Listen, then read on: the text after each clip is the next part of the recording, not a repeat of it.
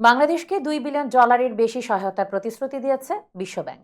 মঙ্গলবার রাষ্ট্রীয় অতিথি ভবন যমুনায় প্রধান উপদেষ্টা অধ্যাপক ডক্টর মোহাম্মদ ইউনূসের সঙ্গে বৈঠকে বিশ্বব্যাংকের কান্ট্রি ডিরেক্টর আব্দুল্লাহ শেখ নতুন সহায়তার প্রতিশ্রুতি দেন। আব্দুল্লাহ শেখ বলেন, সরকারের সংস্কার, বন্যার প্রতিক্রিয়া, উন্নত বায়ুর গুণমান এবং স্বাস্থ্যের জন্য বিশ্বব্যাংক এই অর্থ বছরে প্রায় $2 বিলিয়ন নতুন অর্থায়ন জোগাড় করতে পারে।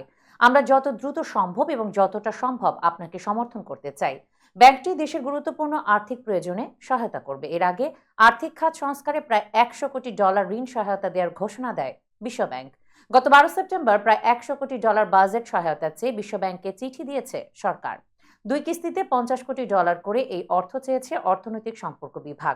জানা যায়, সরকার $100 কোটি বাজেট সহায়তা চাইলেও কি পরিমাণ পাওয়া যাবে তা নির্ভর করবে দর কষাকষির উপর। এ ধরনের দর কষাকষিতে নানা শর্ত থাকে। এসব শর্ত পূরণ করলেই অর্থ মেলে।